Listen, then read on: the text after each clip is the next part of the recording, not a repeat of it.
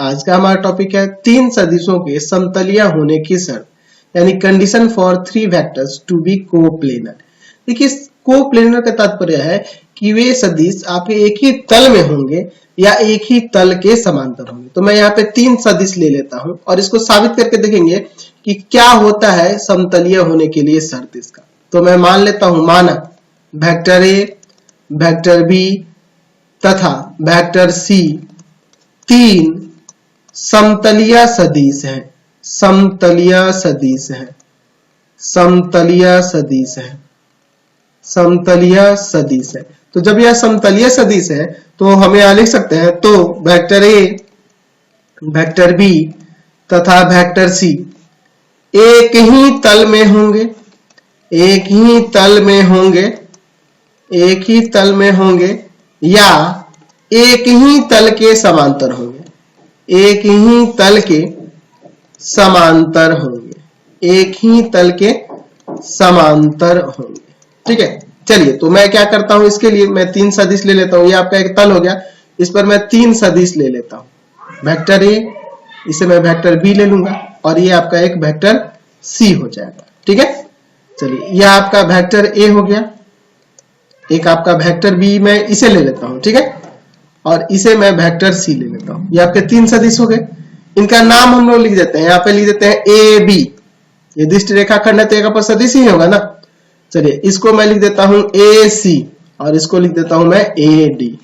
मैं यहां लिख दूंगा, माना A B vector, vector A B बराबर क्या है, वेक्टर ए, वेक्टर ए सी बराबर क्या है आपका, वेक्टर सी, और वेक्टर ए डी बराबर क्या है आपका, वेक्टर बी है। ठीक है, मैंने इस तरह से मान लिया। अब मैं इसमें एक रचना करूंगा। मैं रचना में क्या करूंगा कि मैं ए बी पर एक बिंदु ले लेता हूं P, ठीक है, और फिर मैं यहां पर ए सी पर एक बिंदु ले लेता हूं Q।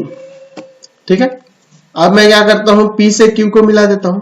फिर उसी प्रकार से मैं इस पे AD पर भी एक बिंदु लेकर यहां पर मिला देता हूं। ठीक है, इस तरह से मैंने मिला दिया। इसका नाम कुछ दे देते हैं, यहां पर R दे देते हैं। तो मैंने तीनों सदिश पे एक एक बिंदु लिए हैं। तो यहां लिख दूंगा रचना में कि ए बी, ए सी तथा ए डी पर क्रमशः बिंदु पी क्यू तथा आर लेकर, पी क्यू तथा आर लेकर एक समांतर चतुर्भुज,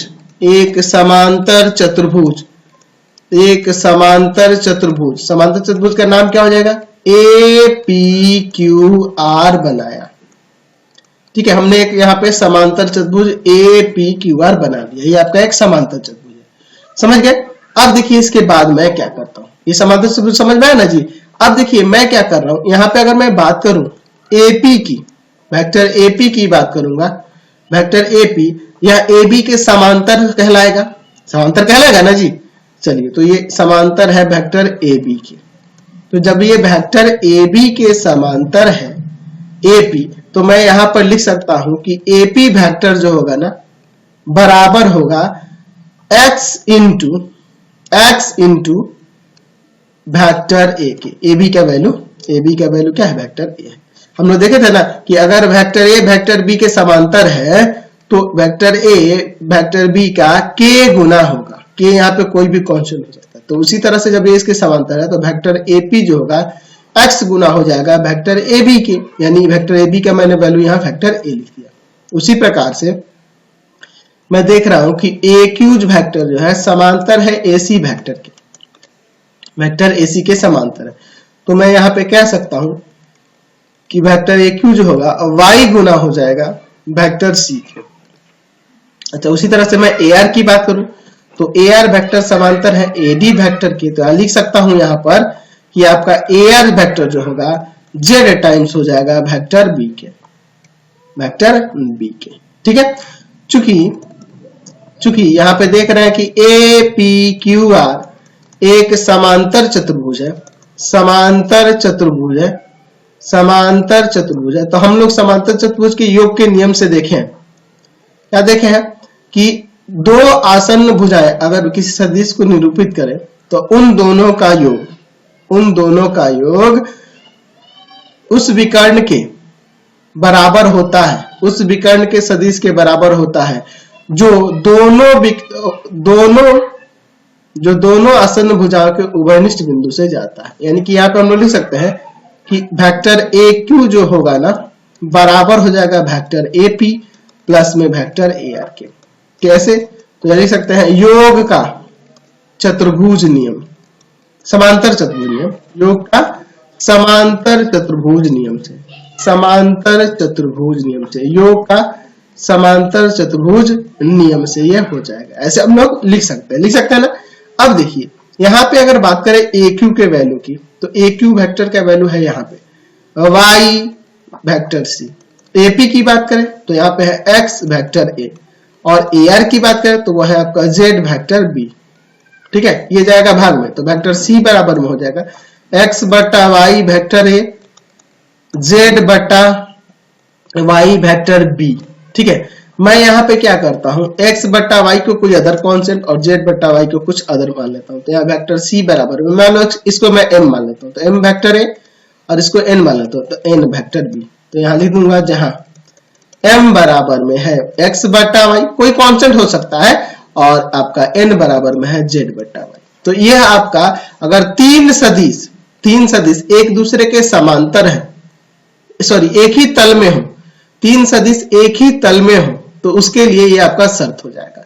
अगर तीन सदिश एक ही तल में हो या एक ही तल के समांतर हो, यानी कि समतलीय हो, तो उसके लिए ये कंडीशन हो जाएगा। जरूरी नहीं कि ऐसे हो, हम लोग ऐसे भी दिखा सकते थे कि वेक्टर ए बराबर हो जाएगा m वेक्टर बी और प्लस में n वेक्टर सी के, ऐसे भी हो सकता है। मतलब कोई भी एक सदिश अन्य दो सदिशों के साथ कोई कांस्टेंट गुणा करके उनके योग के बराबर हो जाएगा। इसका मतलब यह होगा अगर वो समतलीय होंगे, तो ये आपको ध्यान रखना होगा, और यही समतलीय होने के लिए शर्त है, तो इसे आप याद रखेंगे। ठीक है, चलिए, यानी कि ये आपका एक रैखिक संचय वाला कंडीशन आ गया ना, कि अगर वेक्टर ए वेक्टर बी और वेक्टर सी समतलीय है, तो यहां हम कह सकते हैं कि यदि और केवल यदि उनमें से कोई दो, है ना, दो रैखिक संचय हो, उनके रैखिक संचय के बारे में मैंने बताया था ना, परिभाषा आपको बताई थी रैखिक संचय का। तो ये रैखिक संचय के रूप में दिख रहा है कांस्टेंट एक वेक्टर प्लस फिर एक कांस्टेंट एक वेक्टर, इस तरह से दिख रहा है, वो तीसरे के बराबर है। तो किसी एक के बराबर में अन्य दो क्या होने चाहिए, रैखिक संचय के रूप में होने चाहिए, तो आपके वो समतलीय कहलाने लगेंगे। हम इसे ऐसे भी कह सकते हैं। चलिए अब इससे संबंधित एक प्रमेय देखते हैं। सदिश के द्विविमीय घटक, components of vector in 2 dimension, या 2 डायमेंशन में कंपोनेंट्स ऑफ वेक्टर के बारे में बात करने वाले हैं। उससे रिलेटेड एक प्रमेय है, यदि वेक्टर ए और वेक्टर बी दो असंरेख अशून्य सदिश है। असंरेख मतलब नॉन कोलिनियर है। ठीक है, यानी नॉन कोलिनियर का तात्पर्य हुआ कि इन दोनों में कोई ऐसा रिलेशन नहीं दिख रहा है ना, यह इसका 2 गुना 5 गुना और 3 गुना ऐसा कुछ नहीं है, असंरेख है, असमांतर है। ठीक है, और अशून्य सदिश है, नॉन जीरो वेक्टर है। तो वेक्टर ए और वेक्टर बी के तल में स्थित किसी सदिश वेक्टर आर को x into vector A plus Y into vector B के रूप में अद्वितीय रूप से लिखा जा सकता है, जहां x और y क्या है, अदिश है।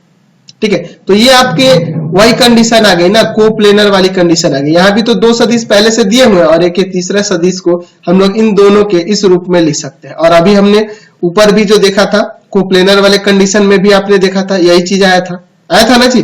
तो उसी को है, लगभग उसी तरह का है, इसे भी हम लोग वैसे ही साबित करेंगे। मैं यहाँ पे मान लेता हूं, माना वेक्टर ए और वेक्टर बी दो असंरेख अशून्य सदिश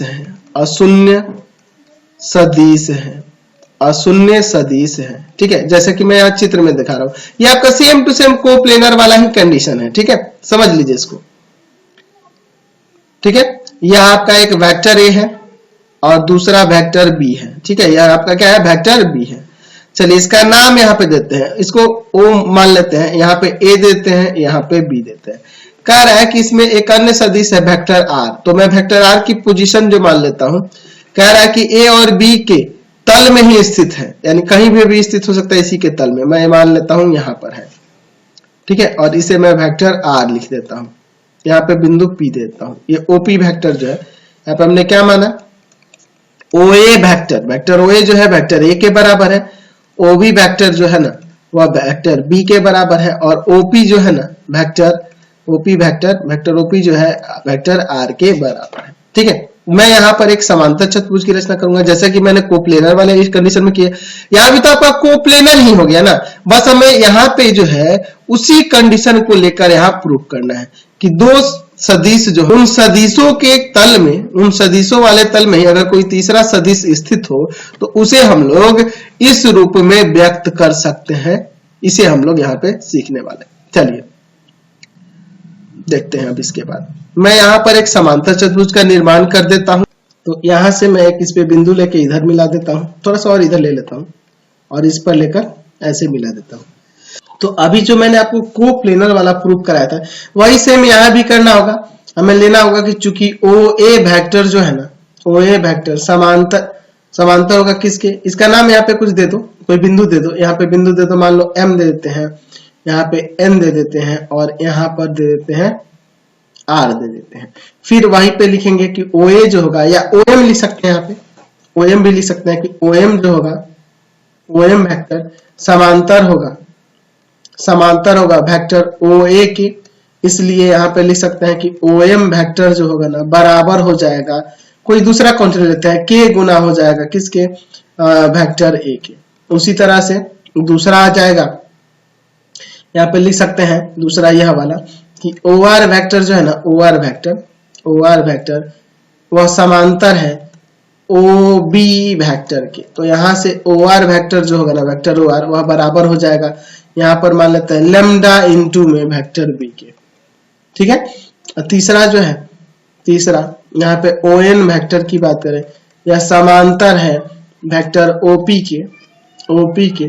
तो यहाँ से हम लोग लिख सकते हैं कि ओ एन वेक्टर जो होगा ना बराबर हो जाएगा टी टाइम्स, है ना, ये सारे आपके कॉन्स्टेंट है ना, या अदिश आप कह सकते हैं यहाँ पे वेक्टर आर के। ठीक है, तो अब हम लोग समांतर चतुर्भुज के योग के नियम से था ना जी, समांतर चतुर्भुज के योग के नियम से,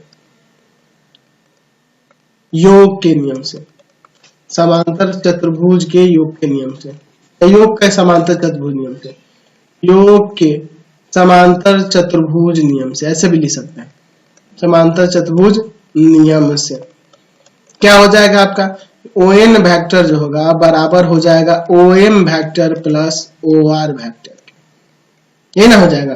तो ओ एन वेक्टर जो है वह टी टाइम्स है वेक्टर आर के, ओ एम वेक्टर जो है वह के टाइम्स है वेक्टर ए के, और आपका ओ आर वेक्टर जो है वह लेमडा टाइम्स है वेक्टर बी के। इसको भाग में ले जाएंगे तो वेक्टर आर बराबर में हो जाएगा के बटा टी, सॉरी कुछ टेक्निकल प्रॉब्लम हुई थी, चलिए देखते हैं, के बटा टी वेक्टर ए और प्लस यहाँ पे आ जाएगा आपका लेमडा बटा में टी वेक्टर बी। इसके जगह पे एक्स और वाई ले लेते हैं तो वेक्टर आर बराबर में हो जाएगा एक्स वेक्टर ए और प्लस वाई वेक्टर बी। ये दोनों भी आपके अदिश हैं, जहां x बराबर में है k बटा टी और y बराबर में है लेमडा बटा टी। तो हमने दिखा दिया कि इस रूप में लिख सकते हैं, लेकिन आपके प्रमेय में कह रहा है लिख तो सकते हैं लेकिन अद्वितीय रूप से लिखा जा सकता है, अद्वितीय रूप से यानी यूनिक तरीके से। अब इसके अलावा और कोई तरीका इसको लिखने का नहीं होगा, और कोई तरीका नहीं हो सकता है, अद्वितीय होता है। चलिए तो देखते हैं कैसे वो यूनिक हो सकता है। मैं यहाँ पे मान लेता हूं वेक्टर आर जो है ना बराबर है X vector A plus Y vector B, तथा वेक्टर आर बराबर में एक और मान लेते हैं, इसको छोड़ के यहाँ एक्स वाई की जगह कोई दूसरा कांस्टेंट ले लेते हैं। मैं यहाँ पे ले लेता हूं x1 वेक्टर ए और प्लस y1 वेक्टर बी। ठीक है, यदि यह संभव है, ये तो पॉसिबल है नहीं, यदि यह संभव है तो ये मान लेता हूं, यदि यह संभव है तो यह हम लोग मान लेते हैं कि यहाँ पर वेक्टर आर इसके बराबर हो जाएगा और वेक्टर आर, यानी वेक्टर आर को हम लोग दो तरीके से रिप्रेजेंट कर सकते हैं, ए और बी वेक्टर के रूप में। देख रहे हैं ना, मैंने यहाँ पे दो तरीका मान लिया। ये तो संभव नहीं है क्योंकि यूनिक होता है, अद्वितीय होता है, लेकिन यदि यह संभव है तो मैं यहाँ पे इन दोनों को दो ऐसे मान लेता हूँ, दो वेक्टर के रूप में। ठीक है, तब अब देखिए, क्योंकि दोनों वेक्टर आर का मान है तो मैं एक दूसरे के बराबर कर सकता हूँ। तो x vector a1 plus y vector b, x vector a plus y vector b बराबर में हो जाएगा x1 vector a plus y1 vector b। ऐसे लिख सकते हैं ना। चलिए दोनों को एक तरफ करते हैं, ठीक है, एक तरफ लेके आते हैं। तो एक तरफ लेके आइएगा इसको इधर, तो हो जाएगा x a vector plus y b vector minus x1 a vector minus y1 b vector बराबर में 0 वेक्टर। ऐसे दे सकते हैं। इसको इसके साथ लेते हैं कॉमन, वेक्टर a कॉमन होगा तो x minus x1 vector a plus y minus y1 vector b बराबर में 0 वेक्टर। तो चूंकि आपके पास दिया है कि चूंकि वेक्टर a तथा वेक्टर b असंरेख है, असंरेख सदिश है, असंरेख सदिश है, ठीक है, असंरेख दिया है, नॉन कोलिनियर दिया है। तो जब असंरेख होता है तो मैं यहां लिख सकता हूं कि x माइनस x1 है ना, पिछले क्लास में देखे थे, बराबर 0 और y माइनस y1 बराबर में 0, यानी कि x बराबर में x1 आ गया और y बराबर में y1। तो मैंने ऊपर तो अलग अलग माना, लेकिन यहाँ आगे चल के हमारा x x1 के बराबर हो गया और y y1 के बराबर हो गया। इसलिए वेक्टर r बराबर में x vector a plus y vector b अद्वितीय होगा, अद्वितीय होगा, ठीक है, समझ गए। ये यूनिक होगा, अब इसके अलावा और कोई तरीका नहीं हो सकता, ये अद्वितीय रूप से होता है ना।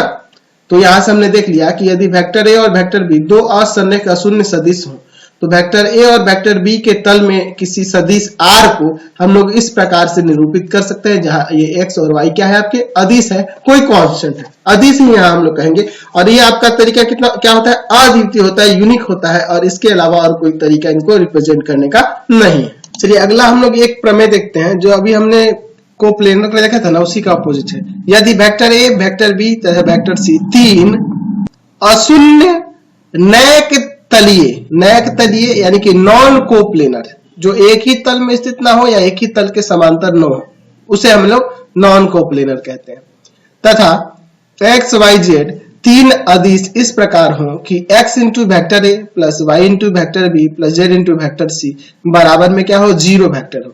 तो x बराबर 0 होगा, y बराबर 0 होगा और z बराबर भी 0 होगा। ये हमें साबित करके दिखाना है, ठीक है। चलिए हम लोग इसका प्रमाण देखते हैं।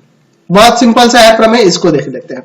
हमारे पास दिया हुआ है, क्या दिया हुआ है जी, कि x vector a plus y vector b और प्लस z वेक्टर c बराबर में है 0 वेक्टर। मैं यहां पर मान लेता हूं कि x का वैल्यू जो है 0 के बराबर नहीं है, x जो है 0 के बराबर नहीं। अच्छा, अब इन दोनों को उधर ले जाएंगे तो यहां से x a वेक्टर बराबर में हो जाएगा माइनस का y b वेक्टर माइनस का z c वेक्टर। इसको भाग में ले जाएंगे तो a वेक्टर बराबर हो जाएगा माइनस का y by x b vector minus का z by x c vector. ऐसे हम लोग लिख सकते हैं। लेकिन आपके पास ऊपर दिया था कि ये नैक तलीय है, लेकिन यहां से अभी जो मैंने दिखाया था समतलीय होने की कंडीशन में, कि अगर मान लो वेक्टर किसी को भी लिख सकते हैं, वेक्टर a b c है, वेक्टर a वेक्टर b और वेक्टर c है, तो हम लोग यहाँ पे देखे थे कि ये समतलीय होने के लिए कोई भी एक सदिश, जैसे मैं वेक्टर a बराबर लिख देता हूं m इंटू वेक्टर b और plus n into vector c, तो ये आपके एक तलीय हो जाएंगे। यहाँ पे देख लीजिए वही कंडीशन आ रहा है, a वेक्टर बराबर में यह आपका m की जगह है, यह आपका n की जगह है, हो जा रहा है ना। तो इसके कारण हमें पता चल रहा है कि ये समतलीय है, लेकिन आपके प्रमेय में दिया है कि ये नैक तलीय है, यानी कि एक तल में स्थित नहीं है। समझ रहे ना बात को। इसके अनुसार तो पता चल रहा है कि अतः वेक्टर a वेक्टर b तथा वेक्टर c समतलीय है, समतलीय है, समतलीय है, समतलीय है, लेकिन ये सही नहीं है, जो सत्य नहीं है। ये आपका कथन सत्य नहीं है, ये असत्य है। क्योंकि दिया हुआ है कि वेक्टर a वेक्टर b तथा वेक्टर c नैक तलीय है, नैक तलीय है। अतः यहाँ पे कह सकते हैं, या इसलिए यहाँ कह सकते हैं कि x 0 के बराबर हो जाएगा, x 0 के बराबर, क्योंकि हमें इसका विरोधाभास प्राप्त हो रहा है। जब x 0 के बराबर हो जा रहा है तो इसी प्रकार y भी 0 के बराबर हो जाएगा और z भी 0 के बराबर। जब हम लोग यहाँ क्या करते हैं तो इन दोनों को उधर ले जाते हैं, y को भाग में ले जाते हैं और y 0 के बराबर नहीं मानते, तब हम लोग उसको ऐसे दिखा सकते हैं y 0 के बराबर हो जाएगा। फिर z को दिखाने के लिए इन दोनों को उधर भेजेंगे, z को भाग में भेजेंगे और फिर वहां से दिखा देंगे कि z 0 के बराबर हो जाएगा। तो ऐसे हम लोग इसको साबित कर सकते हैं दोनों। तो मैंने डायरेक्ट लिख दिया, इसी प्रकार यह दोनों भी साबित हो गया। समझ गए, कोई दिक्कत नहीं है इसमें। चलिए अगला इसका उपप्रमेय है, इसको भी देख लेते हैं। उपप्रमेय में क्या दिया हुआ है कि यदि वेक्टर ए और वेक्टर बी वेक्टर सी आकाश में कोई तीन नैक तलीय सदिश है, यानी कि आपके नॉन कोप्लेनर सदिश दिए गए हैं ये तीन, तो यदि यहाँ पर x1 vector a plus y1 vector b plus z1 vector c बराबर हो x2 vector a plus x2 y2 vector b plus z2 vector c, तो यह x1 x2 के बराबर हो जाएगा, y1 y2 के बराबर और z1 z2 के बराबर हो जाएगा। ये हमें प्रूव करके दिखाना है। तो आपके पास दिया है कि x1 vector a plus y1 vector b plus z1 vector c बराबर में दिया है x2 vector a plus y2 vector b plus में z2 वेक्टर c। मैं इन सबको एक तरफ कर लेता हूं, ठीक है। तो ये इधर आएगा, इसमें से इसमें कॉमन कर लेंगे वेक्टर a को, तो x1 minus x2 vector a plus y1 minus y2 vector b और फिर हो जाएगा z1 minus z2 vector c बराबर में 0 वेक्टर हो जाएगा। तो चूंकि आपका यह कह रहा है कि नैक तलीय सदिश है, यानी एक ही तल में स्थित नहीं है। जब एक ही तल में स्थित ना हो तो ये असंरेख होंगे, और असंरेख होंगे तो यहाँ से x1 जो होगा और माइनस x2 बराबर हो जाएगा 0 के, y1 माइनस y2 0 के बराबर होगा और फिर आपका z1 माइनस z2 भी 0 के बराबर हो जाएगा। तो यहाँ से x1 बराबर x2 निकल आएगा, यहाँ से y1 बराबर में y2 निकल आएगा और यहाँ से z1 बराबर में z2 निकल आएगा। तो यही तो हमें साबित करके दिखाना था, हमने साबित करके दिखा दिया। समझ गए। चलिए अब असमतलीय सदिश के लिए, नॉन कोप्लेनर वेक्टर्स के लिए कुछ और भी एक रिलेटेड इससे प्रमेय है, उसको भी हम लोग साबित कर लेते हैं।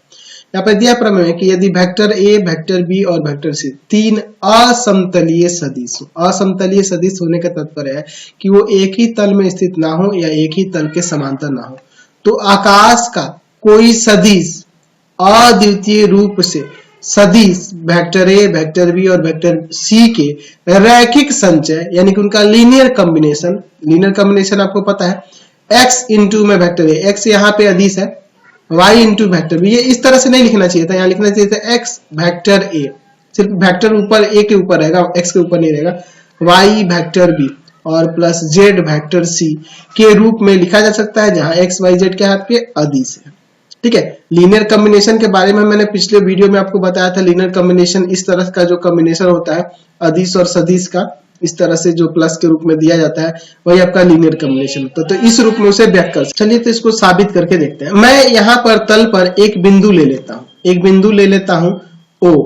ठीक है। यहाँ से मैं तीन सदिश है, वेक्टर ए है, वेक्टर बी है और वेक्टर सी है। तो मैं यहाँ पर एक वेक्टर ए ले लेता हूँ इस तरह से, वेक्टर बी मैं इधर ऊपर ले लेता हूँ इस तरह से। ठीक है।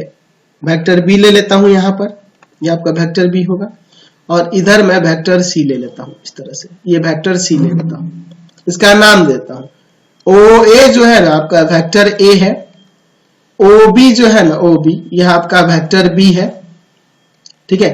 और यहाँ पर यह आपका ओ सी जो है ना ओ सी, यह वेक्टर सी मान लेते हैं, ये वेक्टर सी मान लेते हैं। ठीक है। और क्या कर रहा है, आकाश में कोई सदिश अद्वितीय रूप से इन सदिशों के रैखिक संचय के रूप में लिखा जा सकता है इस तरह से। ठीक है। तो मैं आकाश में भी एक बिंदु ले लेता हूं, मैं आकाश में एक बिंदु यहाँ पे ले लेता हूं, है ना, यहाँ पे ले लेता हूं। इस बिंदु का मैं नाम देता हूं P। ठीक है। और इसके द्वारा यहाँ पे एक सदिश ले लेता हूं। ठीक है। इस सदिश का नाम देता हूं वेक्टर R। जैसे कि आप देख रहे हैं ना, आकाश में कोई सदिश है ना, आकाश में मैं बिंदु ले लिया और यहां से इसका स्थिति सदिश वेक्टर R दिखा दिया। ठीक है। समझ रहे ना बात को। चलिए अब तो इस सदिश को इन तीनों सदिशों के लीनियर कॉम्बिनेशन इस तरह से उसे लिखा जा सकता है, जहां x y z क्या है आपके अदिश राशियां हैं। चलिए अब हम लोग इसको प्रूव करके देखते हैं। प्रूव करने के लिए ना मैं इसमें थोड़ा सा कंस्ट्रक्शन करने वाला हूं। यहाँ आपके अलग अलग तल आ रहे हैं। यहाँ देखिए AOC तल है, एक आपका BOC तल में है और एक आपका यहाँ पे BOC है और एक AOB है। तो ये 3 तल है और इन तीनों के समांतर अलग अलग मैं तल ले। चलिए तो मैं इनके तल के समांतर तल यहाँ पे एक ले लेता हूँ, है ना। सभी तलों के समांतर तल में खींचता हूँ, फिर आगे हम लोग बात करेंगे। ठीक है, पहले मैं बना लेता हूँ, उसके बाद आप लोग से चर्चा करेंगे इस बात। ठीक है, मैं पहले डायग्राम बना लेता हूँ। बहुत ही इंपॉर्टेंट चैप्टर है ये, जो वेक्टर आप लोग पढ़ रहे हो। थोड़ा सा अगर आपको अच्छे तरीके से अध्ययन करना है, नहीं कुछ बेहतर तरीके से अध्ययन करना है, कोई अच्छा कंसेप्ट लेना है, तो आपको सारे टॉपिक्स पे ध्यान देना होगा। ऐसा नहीं है, आप अगर थोड़ा सा दिमाग लगाओगे तो बहुत अच्छे तरीके से आप यहाँ समझ सकते हो। ठीक है, बहुत ही अच्छा चैप्टर है, बहुत ही इंटरेस्टिंग इसके सारे कंसेप्ट हैं, बहुत ही इंटरेस्ट आता है इन सबको पढ़ने में। तो आपको थोड़ी सी मेहनत करनी है, तो आपको सारे कंसेप्ट क्लियर होते जाएंगे। ठीक है, आपके सारे कंसेप्ट यहाँ पर क्लियर होते जाएंगे। ठीक है, तो इस चीज को आप लोग याद रखोगे। चलिए देखते हैं, देख लीजिए मैंने क्या किया है। मैंने हर एक तल के, यहाँ देखिए ए ओ बी, ये आपका ये वाला जो तल है ना, इसके समांतर यहाँ पे एक तल खींचा है। ठीक है, यहाँ पर ये प्रतिच्छेद बिंदु को कुछ दे देते हैं। ये ओ तो आपका मूल बिंदु है, यहाँ पे लिख देता हूं मैं ओ फिर से। ठीक है, और मैं इन देख रहा हूं कि ओ ए पर, ओ बी पर और ओ सी पर ये प्रतिच्छेद करके जा रहे हैं। यहाँ पे देखिए सब जगह कर रहे हैं, तो इनका भी नाम मैं कुछ दे देता हूँ। यहाँ पे अब क्या नाम दे दिया जाए जी, यहाँ पे हम लोग पी लिए हैं, यहाँ क्यू दे देते हैं। ठीक है, यहाँ आर दे देते हैं और यहाँ एस दे देते हैं। यहाँ ओपी जो होगा, यह आपका एक क्या बन रहा है, यहाँ पे एक सट फलन बन रहा है ना, सट फलन बन रहा है, या फिर आप कह सकते हैं क्यूबाइड जैसा बन रहा है, घनाभ जैसा बन रहा है आकृति, जिसे हम लोग सट फलन, है ना, सट फलक वाला भी, सट फलक वाली आकृति कह सकते हैं। ठीक है, क्यूबाइड बन रहा है, आप देख रहे हैं ना जी, एक क्यूबाइड बन रहा है। अब देखिए इसमें आपको क्या देखना है, मैं यहां देख रहा हूं इस तल के समांतर, इस ओ है ना, इस तल के समांतर मैंने एक तल लिया, फिर नीचे वाले तल के समांतर ऊपर एक तल लिया, इस तल के समांतर इधर मैंने एक तल लिया ना, तो जाहिर सी बात है इनके किनारे एक दूसरे के समांतर हो जाएंगे। ये किनारे इसके समांतर, ये वाला इसके समांतर हो जाएगा ना जी, बिल्कुल समांतर हो जाएगा। चलिए अब इसके आगे हम लोग देखते हैं।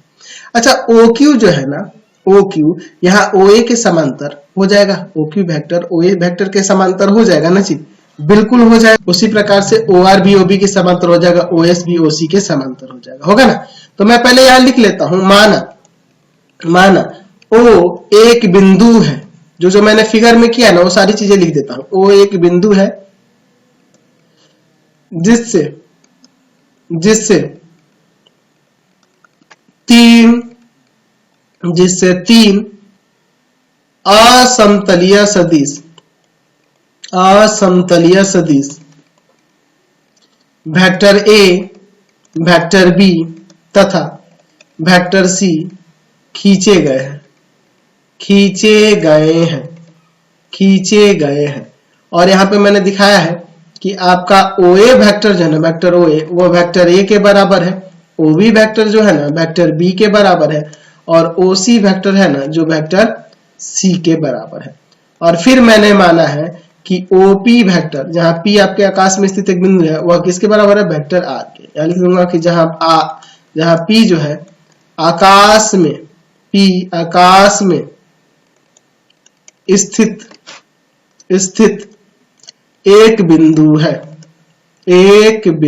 है। फिर मैंने क्या किया कि इनके प्रत्येक तलों के समांतर, है ना, मैंने लिया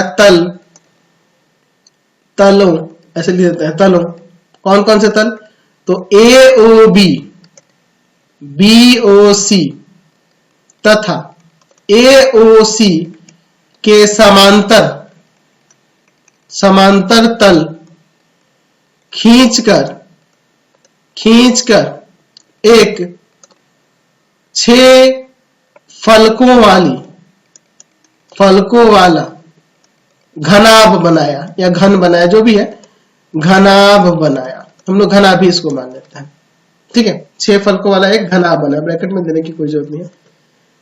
6 फलकों वाली आकृति या घनाभ हमने बना लिया। ठीक है, जैसे कि आप यहाँ पे चित्र में आप देख रहे हैं। ठीक है, अब ये जो घनाभ, इधर भी नाम दे सकते हैं कुछ, मैं यहाँ पे देता हूं आर दे दिया, यहाँ पे एस दे देते हैं, नहीं एस तो पहले से हमने दे दिया है, टी दे देते हैं। ठीक है, यहाँ पे भी कुछ दे रहे हैं, यहाँ पे मैं दे रहा हूं, क्या दे दूं जी, u दे देता हूं, ठीक है। चलिए अब इसके बाद देखिए, मैं यहां लिख सकता हूं, यहां पर OQ जो वेक्टर है ना, वेक्टर OQ समांतर है वेक्टर OA के, तो इसके कारण मैं OQ वेक्टर लिख सकता हूं कि x टाइम्स हो जाएगा वेक्टर A के। कुछ भी, कोई भी आप कॉन्सेप्ट ले सकते हो, उससे कोई प्रॉब्लम नहीं है।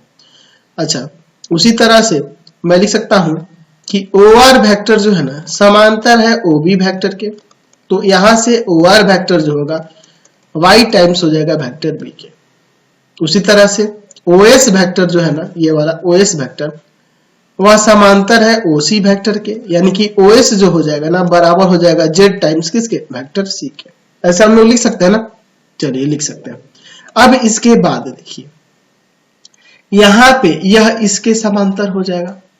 अच्छा, उसी तरह से अगर मैं इसे OR की बात करूं तो OR जो होगा आपके PT के समांतर और बराबर भी हो जाएगा, है ना, बराबर भी हो जाएगा, परिमाण में बराबर भी हो जाएगा, क्योंकि ये आपके 6 फलकों वाला एक घनाभ बना है, ठीक है। तो यह इसके बराबर भी हो जाएगा और समांतर भी हो जाएगा। उसी तरह से यह वाला इसके बराबर भी हो जाएगा या समांतर भी हो जाएगा। या मैं यहाँ पे एक और चीज देख सकता हूं, यहां जो ये नीचे वाला देख रहे हैं OST और इसका नाम Q, एक समांतर चतुर्भुज होगा। समांतर चतुर्भुज कह सकते हैं ना, एक ऐसा चतुर्भुज होगा तो समांतर चतुर्भुज होगा, तो समांतर चतुर्भुज है। अच्छा, यहां से यहां यह क्या है आपका x वेक्टर A और यह क्या है आपका z वेक्टर C, तो यह OT वेक्टर क्या हो जाएगा। अगर मैं OT वेक्टर की बात करूंगा, वेक्टर OT बराबर होगा वेक्टर OQ प्लस में वेक्टर OS के। समांतर चतुर्भुज होने के कारण ये हो रहा है, तो मैं यहाँ OT वेक्टर की बात करूंगा तो वह बराबर हो जाएगा x वेक्टर A के और प्लस में z वेक्टर C के। अच्छा, मैं अगर यहां से R से P को मिला देता हूं तो यहां पर यह भी आपका एक समांतर चतुर्भुज हो जाएगा। आपका OTPR एक समांतर चतुर्भुज हो जाएगा, एक समांतर चतुर्भुज है। तो उसका भी जो विकर्ण है, विकर्ण की बात करेंगे, यह विकर्ण जो होगा, यह वाला विकर्ण जो होगा, इन दो आसन्न भुजाओं, ये दो आसन्न भुजाओं के जो आपका सदिश है उसके योग के बराबर हो जाएगा। तो मैं यहां पे लिख सकता हूं कि OP वेक्टर होगा ना जी, वेक्टर OP वह बराबर हो जाएगा वेक्टर OT प्लस में वेक्टर OR के। वही आपके समांतर चतुर्भुज के योग के नियम से ही हो जाएगा। तो चलिए OT वेक्टर मैंने यहां निकाल दिया है और OR वेक्टर का वैल्यू मैंने यहां दिखाया है Y वेक्टर भी, इनका वैल्यू मैं रख देता हूं। तो OP वेक्टर आपका वेक्टर R के बराबर है और बराबर में OT वेक्टर जो है आपका X vector A plus Z vector C के बराबर है और प्लस में OR किसके बराबर है यहाँ पर, तो OR बराबर है Y वेक्टर B के। तो इसके कारण R वेक्टर जो होगा X vector A plus Y vector B और प्लस Z वेक्टर C के बराबर हो जाएगा। यानी कि अगर vector A vector B vector C असमतलीय सदिश दिए गए हो, है ना, तो हम उसे एक आकाश में एक ऐसे सदिश R को दर्शा सकते हैं उन सब के लीनियर कॉम्बिनेशन के रूप में, जहां यहाँ x y z क्या है आपके अदिश है, कोई कांस्टेंट या अदिश यहाँ कहेंगे, या हम लोग अदिश कहेंगे। तो ये आपका इस वीडियो में इतना ही रहने देते हैं। नेक्स्ट वीडियो में आगे हम लोग चर्चा करेंगे। आपको हमारे 3 चैनलों को सब्सक्राइब करना होगा। पहला है path finder classes Chhapra, path finder classes Chhapra, path finder classes Chhapra. दूसरा है भारती भवन रविकांत सर, भारती भवन रविकांत सर, रविकांत सर। और तीसरा चैनल है रविकांत सर के नाम से। तीनों चैनल को सब्सक्राइब करेंगे और इससे रिलेटेड वीडियो के लिए सीधा डिस्क्रिप्शन में जाएंगे, आपको पूरे बुक का लिंक मिल जाएगा। Thanks for watching the video. Comment करके जरूर बताइएगा हमारे चैनल के वीडियो आपको कैसे लगते हैं।